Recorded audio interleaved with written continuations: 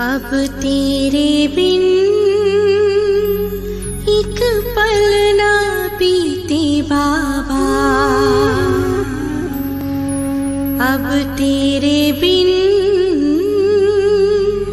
एक पल ना बीते बाबा।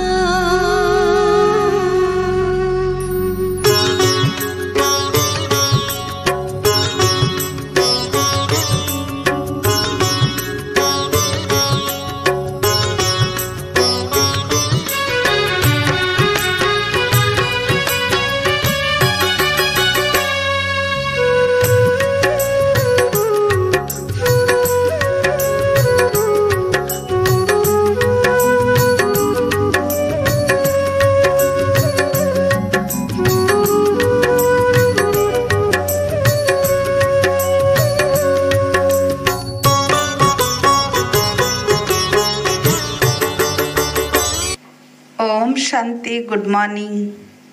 12 जुलाई 2021 प्रातः मुरली बाप दादा मधुबन। भोलेनाथ शिव बाबा के मधुर महावाक्य।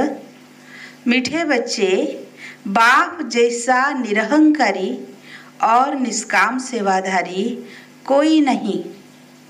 सारे विश्व की बादशाही बच्चों को देकर खुद वानप्रस्थ में बैठ जाते हैं। प्रश्न, बाप का कौन सा पैगाम तुम्हें सारे विश्व को बताना है? उत्तर, सभी को बताओ कि तुम दुख हरता सुख करता के बच्चे हो। तुम्हें कभी भी किसी को दुख नहीं देना है। तुम सुखदाता बाप को याद करो, उन्हें फॉलो करो तो आधा कल्प के लिए सुखधाम में चले जाएंगे। यह पैगाम सबको देना है। जो इस पैगाम को जीवन में धारण करेंगे वो 21 जन्मों के लिए माया की बेहोशी से छूट जाएंगे। गीत हमारे तीर्थ न्यारे हैं। ओम शांति। मीठे मीठे रूहानी बच्चे, इस गीत का अर्थ तो समझ गए। हम आत्माओं का वह बाप है, मुख्य है ही आत्मा। अभी तुम बच्चे जानते हो, हमारी आत्मा परम पिता परमात्मा के सन्मुख बैठी है। तुम्हारी सोल सुप्रीम सोल के सामने बैठी है। तुमको तो अपना शरीर है, इनको लोन लिया हुआ शरीर है। गुरु लोग मनुष्यों को यात्रा पर ले जाते हैं। भक्ति मार्ग के ढेर गुरु है। भारत में तो स्त्री अपने पति को भी गुरु ईश्वर समझती है। बाप बच्चों को समझाते हैं, तुम बच्चे हो ना, समझते हो हम बेहद के बाप के बच्चे हैं। बेहद का वर्षा फिर से लेने आए हैं। अभी हमें सद्गति को पाना है, यह तो निश्चय है ना। सारी दुनिया दुर्गति में है। पति थे, पावन होने के लिए बुलाते हैं। तो भारत में कितने ढेर के ढेर गुरु हैं। कोई को 100 फॉलोअर्स, कोई को 500, कोई के 50 भी होते हैं, कोई के लाखों करोड़ों भी होते हैं।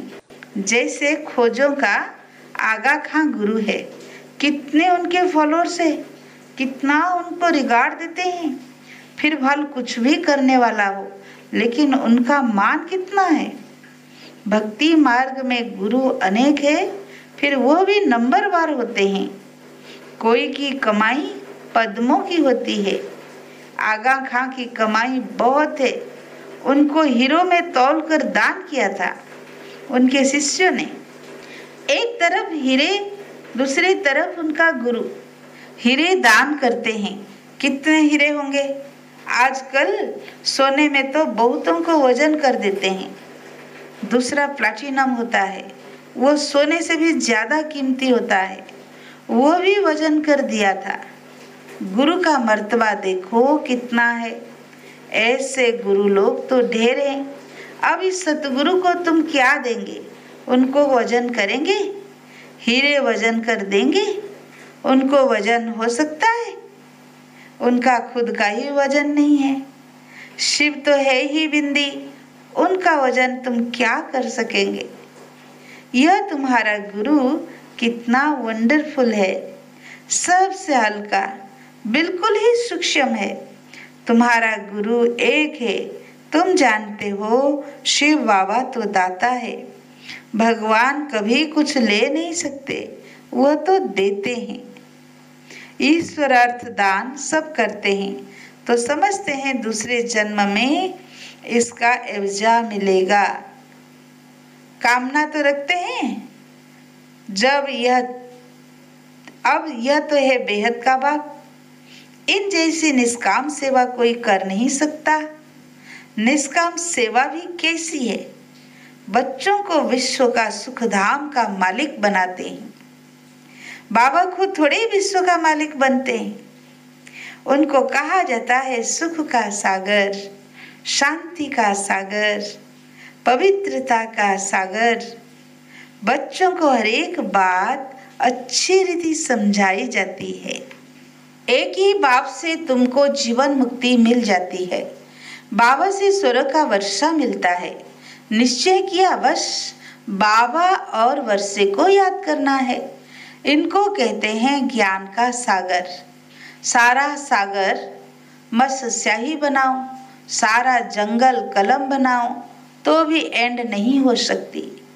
तुम शुरू से लेकर लिखते जाओ तो तुम्हारी ढेर पुस्तकें हो जाए। यह नॉलेज तो बहुत वैल्यूबल है, जो धारण करने की है। जानते हो यह कोई परंपरा तो चलती नहीं। अभी तुमको तंत्र मिलता है। बाप आकर बच्चों को अपना परिचय देते हैं, वही काफी है। बाप का परिचय देने से, रचता को जानने से रचना का भी ज्ञान आ जाता है। बुद्धि कहती है जो सतयुग में आते होंगे उनके पुनर्जन्म जास्ती होंगे। चक्र में जो पहले आए होंगे वही आएंगे। इस चक्र को भी अच्छी रीति समझना है। गीत में भी सुना हमारे तीर्थ न्यारे हैं। वो तो जन्म जन्मांतर तीर्थ यात्राएं आदि करते आए हैं। यह सिर्फ तुम्हारा एक जन्म की यात्रा है। इस रूहानी यात्रा में जरा भी कोई तकलीफ नहीं। ज्ञान देने वाला एक ही सतगुरु है। सदगति तो किसी की भी होती नहीं। वह है सुप्रीम ज्ञान का सागर। सर्व की सदगति हो जाती है। बाकी क्या चाहिए। तत्व भी सतो प्रधान हो जाते हैं। यहाँ तमो प्रधान है तो वायु आदि भी ऐसी ही तमो प्रधान होती है। कितने अर्थक्वेक आदि होते हैं। सतयुग में तो कोई भी दुख देने वाली चीज नहीं होगी। बाप है ही दुख हरता सुख करता। तुम उनके बच्चे हो, किसी को भी दुख नहीं देना है। सबको यह रास्ता बताना है सुख का वर्षा पाने का। अब आप कहते हैं तुमको सुख ही देना है। बाबा तुमको आधा कल्प के लिए ऐसा सुख देते हैं जो वहां दुख का नाम नहीं रहता। तुम जानते हो बाप से 21 जन्म का वर्षा पाने हम यहाँ आए हैं। तुम स्टूडेंट हो ना, तुम्हारे दिल में है किसी बाबा से स्वर्ग का सुख लेते हैं तो सब दुख दूर हो जाएंगे। बाबा हमको संजीवनी बुट्टी देते हैं सुरजित होने के लिए। फिर 21 जन्म कभी मूर्छित नहीं होंगे। वह संजीवनी बुट्टी है मन मना भाव। सर्व का सद्गति दाता एक ही बाप है। उनको निराकार निरहंकारी कहा जाता है। जिस तन में आते हैं वो भी साधारण है। बाप कहते हैं dear children, I am your most obedient father. बड़े आदमी हमेशा ऐसे लिखते हैं आई एम ओबीडियंट सर्वेंट। अपने को श्री कभी नहीं लिखेंगे। आजकल तो लिखते हैं श्री श्री फलाना। आप ही अपने को श्री श्री लिखते रहते हैं। वह बाप है निराकारी निरहंकारी। अब तुम उनके सन्मुख बैठे हो। जानते हो वो हमारा बाप टीचर सतगुरु है। बाकी तो सब भक्ति मार्ग के अनेक गुरु हैं। गुरुओं के भी गुरु होते हैं, इनका कोई गुरु नहीं। यह सत बाबा, सत टीचर, सत गुरु है। तुम जानते हो आत्मा ही संस्कार धारण कर रही है। बाबा भी आत्मा है ना, उनमें भी गुण है। तुम्हारे गुण अलग अलग हो जाते हैं। इस समय जो गुण तुम्हारे में है वही बाप के हैं। फिर सतयुग में तुम्हारे दैवी गुण हो जाएंगे। बाप ज्ञान का सागर, प्यार का सागर है।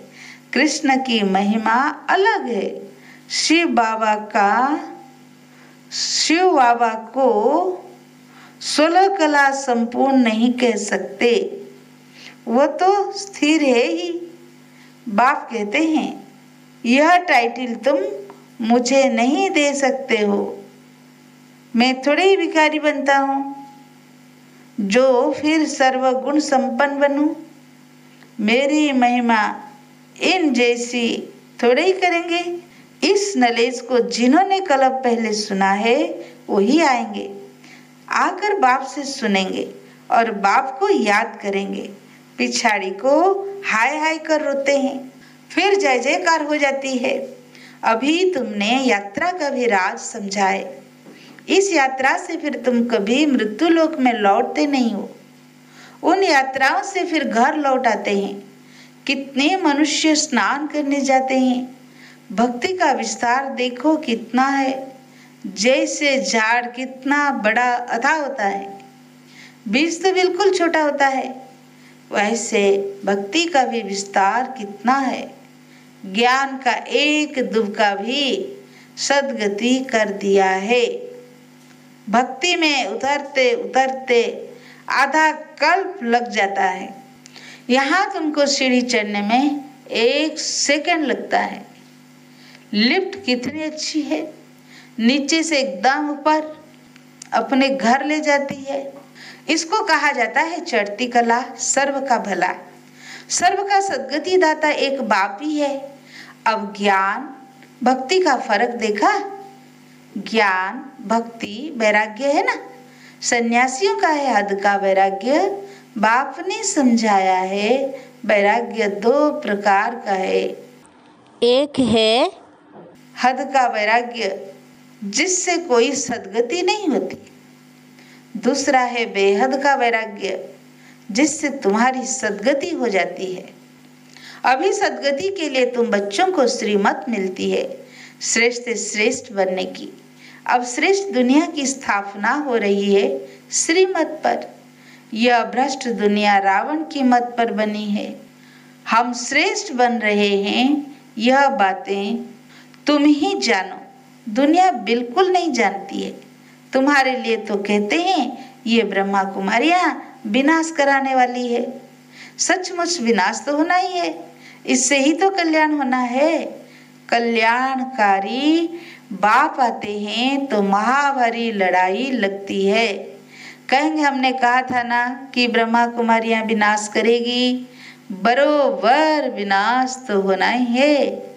पुरानी दुनिया विनाश होगी, हम नई दुनिया स्थापन कर रहे हैं। पुरानी के बाद नई जरूर है ही। कल्प कल्प विनाश होता है, तभी भारत में स्वर्ग के द्वार खुलते हैं। परंतु वे लोग समझे कैसे? आगे चलकर बहुत समझेंगे। बाप जब आते हैं पुरानी दुनिया सारी स्वाहा हो जाती है। तुम्हारा यह ज्ञान तो वंडरफुल है जिसमें आहुति पड़नी है, यह भी तुम जानो और न जाने कोई। विजय तो पांडवों की होनी है और सब खलास हो जाएंगे।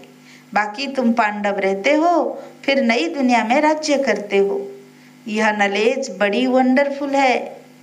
सबका दुख हरता, सुख करता, सद्गति देने वाला एक ही बाप है। कितना मीठा, कितना प्यारा बाप है। कहते आए हो मीठे बाबा, आप जब आएंगे तो आप पर हम बारी जाएंगे। मेरा तो आप दूसरा न कोई। इसका मतलब यह नहीं कि घरवार छोड़ यहाँ आकर बैठो, नहीं। गृहस्थ व्यवहार में भी भले रहो। 7 रोज का कोर्स ले, फिर कहाँ भी जाओ मनमना भव। बाप को याद करना है और वर्षा पाना है। बस याद की यात्रा में मगन रहना है, इससे भी बेड़ा पार है। यह भी तुम जानते हो, पवित्र रहना है, छी खाना आदि नहीं खाना है। मुरली तो मिलती है, कोई समय मुरली नहीं भी मिलेगी, आफतें आएगी, हंगामा आदि हो जाएगा तो मुरली मिल नहीं सकेगी। तुम इन आँखों से जो कुछ देखते हो वह नहीं रहेगा, सब भस्म हो जाएगा। प्रलय तो होती नहीं, दुनिया तो एक ही है, नई सो पुरानी होती है। न्यू वर्ल्ड ओल्ड वर्ल्ड कहा जाता है। अब तो कहेंगे यह ओल्ड वर्ल्ड है, बाकी थोड़ा समय है। वो कहते हैं कल्प की आयु लाखों वर्ष है, कलयुग के लिए कहते हैं 40,000 वर्ष पड़े हैं। वास्तव में 5,000 वर्ष का चक्र है। तुम्हारी बुद्धि में सारी नॉलेज है। मनुष्य तो बिल्कुल ही पत्थर बुद्धि है। एक्टर होकर ड्रामा के क्रिएटर डायरेक्टर को ना जाने तो उनको क्या कहेंगे। वर्ल्ड की हिस्ट्री ज्योग्राफी कैसे रिपीट होती है यह तो जानना चाहिए ना। जो अच्छी रीति जानते हैं, बुद्धि में धारण कर औरों को धारणा कराते हैं, वह ऊंचे ते ऊंच पद पाते हैं। बाबा कहते हैं जो नॉलेज मेरे में थी वह अब तुमको दे रहा हूँ। ड्रामा प्लान अनुसार मैं भी रिपीट करता हूँ, मेरा भी ड्रामा पार्ट है। भक्ति मार्ग में भी पार्ट बजाया, अब तुमको आकर अपना और रचना के आदि मध्य अंत का परिचय देता हूँ। मैं भी ड्रामा के बंधन में हूँ। मैं आता ही एक बार हूँ अपना परिचय देने और रचना के आदि मध्य अंत का नॉलेज सुनाने। अच्छा, मीठे मीठे सिकील दे बच्चों प्रति माता पिता बाप दादा का याद प्यार और गुड मॉर्निंग। रूहानी बाप की रूहानी बच्चों को नमस्ते। हम रूहानी बच्चों की रूहानी बाप दादा को याद प्यार गुड मॉर्निंग, नमस्ते नमस्ते नमस्ते। सदा रहे हंसते। शुक्रिया बाबा, शुक्रिया। धारणा के लिए मुख्य सार। फर्स्ट पॉइंट, बाप समान ओबीडिएंट बनना है। कभी भी किसी बात में अपना अहंकार नहीं दिखाना है। निराकारी और निर्विकारी होकर रहना है। निराकारी और निरहंकारी होकर रहना है। सेकंड पॉइंट, बाप टीचर और सतगुरु के कंट्रास्ट को समझ निश्चय बुद्धि बन श्रीमत पर चलना है। रूहानी यात्रा पर रहना है। आज का वरदान, व्यक्त में रहते व्यक्त फरिश्ते स्वरूप का साक्षात्कार कराने वाले सफेद वस्त्रधारी और सफेद लाइटधारी भव। जैसे अभी चारों ओर यह आवाज फैल रहा है कि ये सफेद वस्त्रधारी कौन है और कहाँ से आए हैं, ऐसे अब चारों ओर फरिश्ते रूप का साक्षात्कार कराओ। इसको कहा जाता है डबल सेवा का रूप। जैसे बादल चारों ओर छा जाते हैं, ऐसे चारों ओर फरिश्ते रूप से प्रकट हो जाओ। जहां भी देखे तो फरिश्ता ही नजर आए। लेकिन यह सब तब होगा जब शरीर में डिटैच होकर अंतवाहक शरीर से चक्र लगाने के अभ्यासी होंगे। मनसा पावरफुल होगी। आज का स्लोगन, सर्व गुणों व सर्व शक्तियों के अधिकारी बनने के लिए आज्ञाकारी बनो। अच्छा, ओम शांति।